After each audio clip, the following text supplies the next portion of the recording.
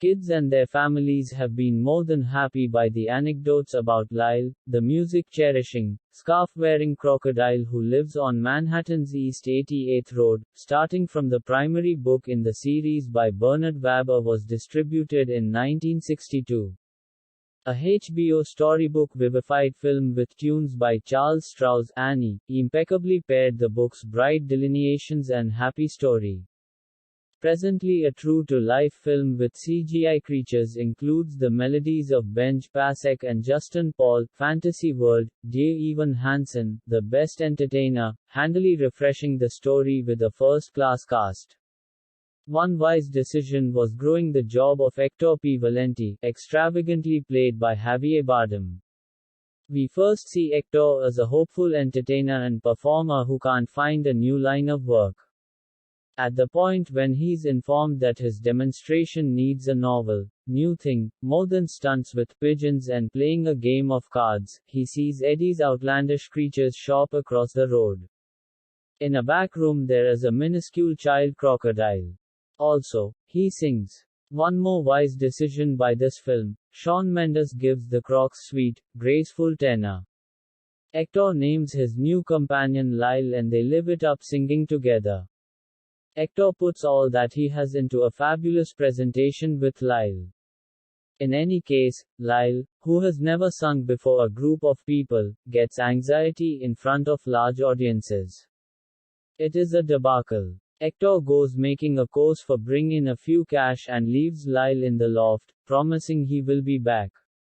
After 18 months, another family who moves into the house on 88th Road, the Prims, math educator father, Scott McNairy, cookbook writer mother, Constance Wu, and stressed child Josh, Winslow Fegley, who is restless about the crime percentage in New York, his new school, and essentially all the other things. The storm cellar loft is involved by the unfavorably named and exceptionally particular Mr. Winers, Brett Gullman, and his feline Loretta. She isn't a feline, he makes sense of. She is a silver-concealed Persian with a very fragile constitution. Malcontents cautions the Prims that he has legal counselors close by in the event that they disregard any of the local principles, including commotion decrease limitations. Josh is quick to find Lyle.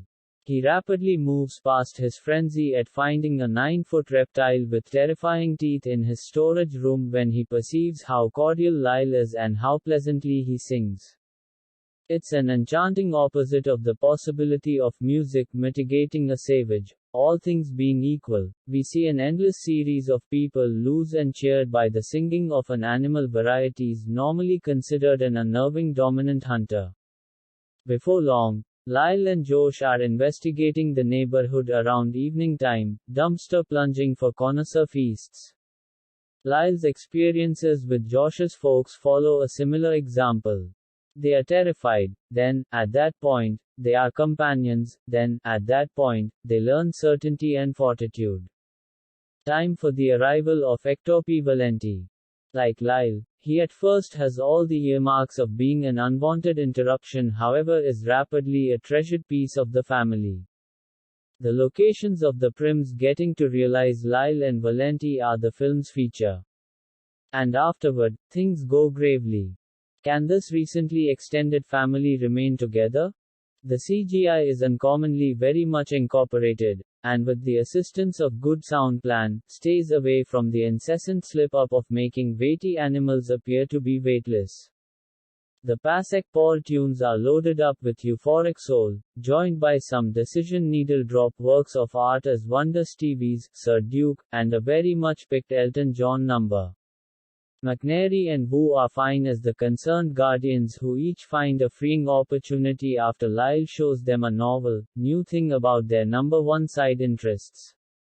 Fegley keeps us on his side as the stressed youngster and afterward as the recently courageous gave companion.